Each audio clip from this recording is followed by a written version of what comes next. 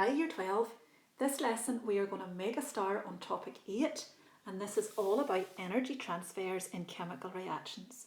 If you are higher tier, you're going to turn to page 127, and foundation tier, you're going to turn to page 70. I've got 4 pictures up on the screen, and I'm asking you the question, what do all the pictures have in common? Now it's all to do with energy. If I were to give you a further clue, it's all to do with heat, and I'm hoping by now that you're thinking that they are all reactions that give out heat, and the science word for these reactions that give out heat is exothermic. Now that might lead you on to think about the opposite of that, endothermic, and that's exactly what we're going to cover this lesson. Now right up at the top of the page, we're told that some reactions give out heat. I want you to write in the yellow, for example, combustion, whereas other reactions take in heat, and the first couple of examples we're going to chat about are photosynthesis and melting. Now before we go any further, we're going to write in the definition for exothermic and endothermic. So an exothermic reaction, if we write in the yellow, is a reaction that transfers energy to the surroundings, usually as heat. An endothermic reaction then is the opposite of this. This transfers energy from the surroundings into the reaction. Now a really good example of an endothermic reaction is the reaction of sherbet on your tongue. Now if you were to eat a sherbet sweet, the sugar in the sweet, when it starts to dissolve in your mouth, is an endothermic reaction. Now this takes heat in from your mouth, hence your tongue becomes cold, and it can even be accompanied by like a tingling sensation in your mouth. So it's a really good everyday example of one of these endothermic reactions. Now if you look at the bottom of the page, we have got 8 reactions. They've all been met in our chemistry course so far, and we're going to sort them into whether they are endothermic or exothermic. Now I want you to pause the video, sort them as best you can, then come back and you can check that you've sorted them correctly. Now we're going to start with our endothermic reactions first. Probably the most obvious one is this thermal decomposition reaction. We've met a few in our course, but in all these reactions, we heat a compound. The compound uses the heat then to break down or decompose. Another endothermic reaction are all the electrolysis reactions that we've talked about in the last topic. The last one then is this dehydration of hydrated salts. Now it sounds quite fancy, but really all that is taking a hydrated salt like blue copper sulfate. We all did it in the lab.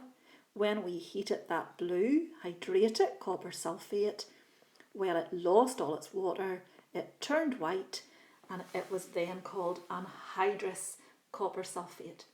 Now this dehydration required the heat energy to lose the water, so hence it's an endothermic reaction. That leaves behind then the 5 exothermic reactions. Now we covered displacement reactions at the start of year 12. That's where our more reactive metal takes the place of a less reactive metal. Combustion is burning, and it's pretty obvious that burning gives out heat, so it's an exothermic reaction. Neutralization reactions, where acids react with alkalis that we covered back in year 11, are also exothermic reactions. Rusting is a perhaps less obvious example of an exothermic reaction. And the last one then is this hydration of dehydrated salts. Now if you think to the copper sulfate that I had talked about just a minute ago, well, when we took our blue copper sulfate and we heated it, then it turned white because it absorbed the heat and it lost its water. When we took that white anhydrous copper sulfate and we dripped water onto it, well, it turned back to blue, but in the process it gave out heat, and there was the danger that the boiling tube would crack. so hence it's an exothermic reaction. Now if we stick reactions and we discuss them a bit further. Now an exothermic reaction, we've already said, is a reaction that transfers energy to the surroundings, usually as heat. We're going to write in what we would observe in a reaction like that. So pop in that this will result in an increase in temperature. Now an exothermic reaction will always have a negative energy change value, and we'll talk about that in a couple of lessons time. Now the wee picture of the exit is there just to remind us that we go out through an exit, so an exothermic reaction gives out heat, and it's really important that we don't get the two of them mixed up.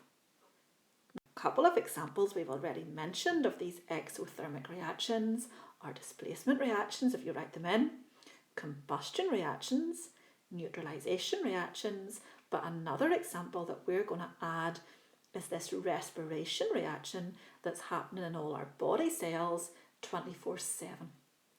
We're asked the question, why is the burning of fuels such as methane and natural gas described as highly exothermic combustion reactions? Well, we're going to write in, it's pretty obvious, that this burning of methane gives out lots of heat, or gives out lots of heat energy. Now we do have a space on that page for a couple of specific examples. We're going to write in for those that hand warmers and self-heating cans are two really good examples of exothermic reactions.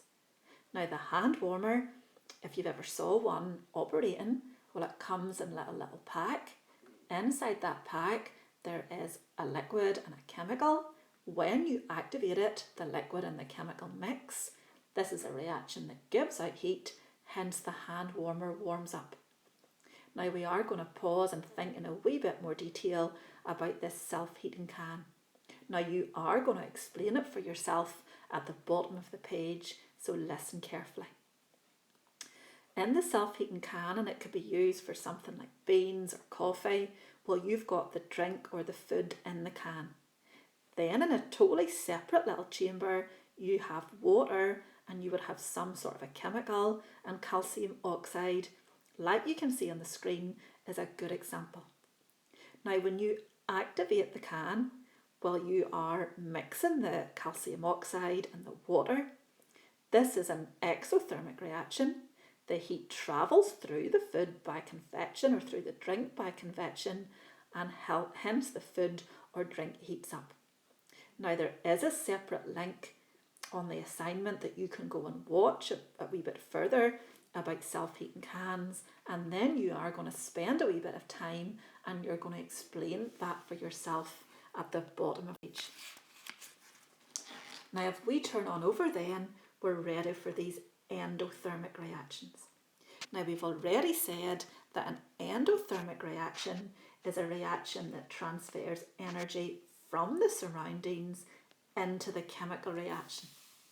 Now what we'll see then, what we'll observe, we're going to write in, is we will see a decrease in temperature with these reactions. And an endothermic reaction has a positive energy change value. But like I said before, we will chat about that in the next couple of lessons. Now we used an exit to remind ourselves that exothermic reactions give out heat. We're going to use the entrance then that we come in through to remind ourselves that an endothermic reaction always takes in heat.